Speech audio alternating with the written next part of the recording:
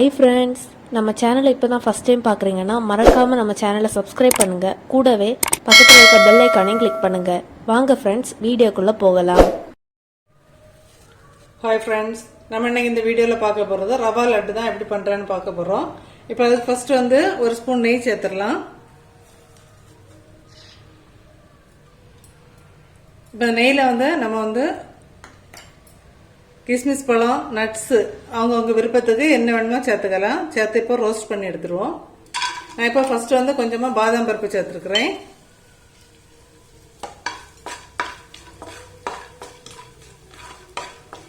Nuts வந்து அவங்கவுங்க விருப்பம் தான், என்ன வேணா சேர்த்துக்கலாம்.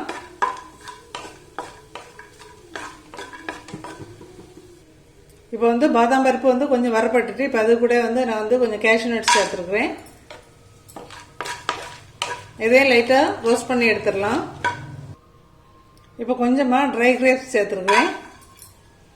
இது வெள்ளை அல்லது கருப்பு உங்களுக்கு எது தேவையோ நீங்கள் அதை எடுத்துக்கோங்க. நான் கொஞ்சமாக தான் சேர்த்துருக்குறேன்.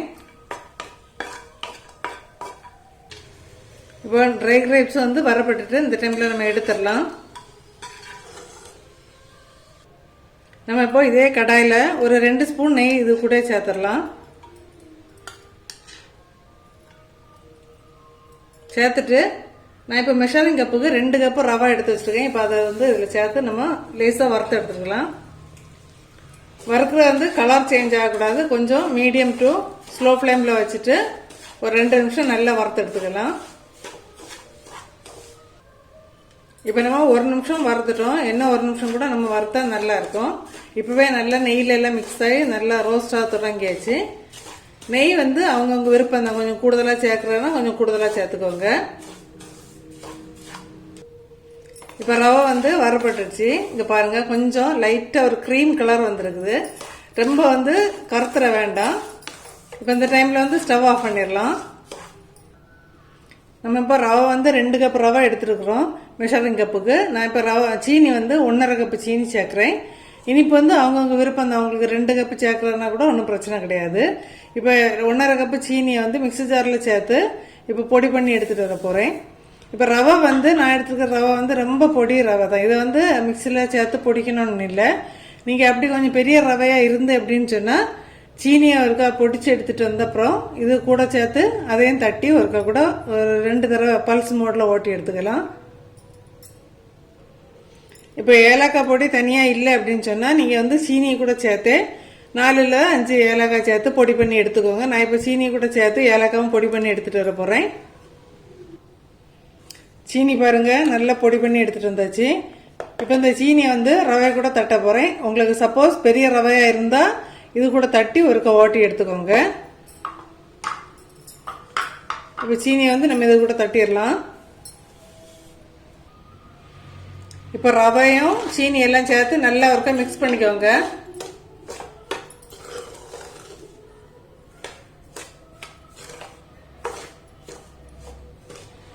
மிக்ஸ் பண்ணிட்டு இது கூட நம்ம வந்து வறுத்து வச்சிருந்தா நட்ஸ் எல்லாம் சேர்த்துடலாம்.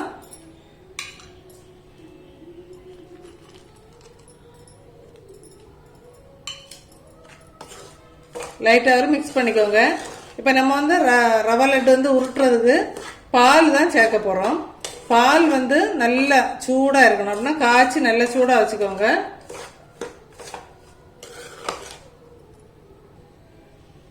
இப்போ காய்ச்ச பால் வந்து கொஞ்சம் கொஞ்சமாக சேர்த்து நீங்கள் மிக்ஸ் பண்ணிக்கோங்க. ரொம்ப நிறைய சேர்த்துட வேண்டாம். கொஞ்சம் கொஞ்சமாக சேர்த்து மிக்ஸ் பண்ணி எடுத்துக்கோங்க.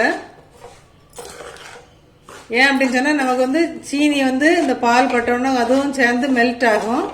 அதனால ரொம்ப பாலும் தேவைப்படாது.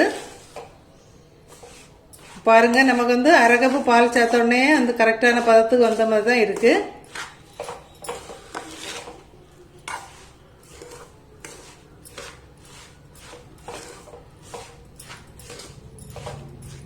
இப்போ உருட்டுற பதம் வந்துட்டு இங்க பாருங்க, பால் வந்து நல்லா சூடா இருக்கணும்.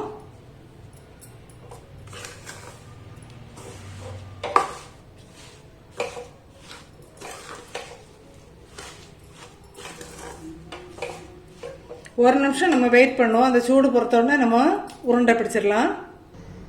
இப்போ பாருங்க, இந்த ரவை வந்து கொஞ்சம் ஆறிட்டு இந்த டைமில் நம்ம உருட்டி எடுத்துடலாம். உங்களுக்கு தேவையான அளவு சைஸில் உருட்டி எடுத்துக்கோங்க. இப்போ நம்ம பால் சேர்த்துருக்கிறதுனால இதை ஃப்ரிட்ஜில் கூட நம்ம ஸ்டோர் பண்ணி யூஸ் பண்ணலாம். ஃபுல்லாக உருட்டிட்டு பார்ப்போம். நம்ம இப்போ பால் ஊற்றி தான் விரவி உருட்டியிருக்கோம். இப்போ மெஷரிங் கப்புக்கு 2 கப் ரவை எடுத்தேன். அதில் பால் வந்து இங்கே பாருங்கள், அரை கப்பு பால் தான் சேர்த்துருக்குறோம். நீங்கள் வந்து பால் வந்து கொஞ்சம் கொஞ்சமாக இப்போ ரவையை பொறுத்து கொஞ்சம் கூட குறைச்சி தேவைப்படும். பால் சேர்க்கும்போது கொஞ்சம் கொஞ்சமாக ஊற்றி சேருங்க, பிகினர்ஸ்க்காக சொல்கிறேன். ஓகே ஃப்ரெண்ட்ஸ், இதே அளவில் ட்ரை பண்ணி பார்த்துட்டு மறக்காமல் கமெண்ட் பண்ணுங்கள். Yeah.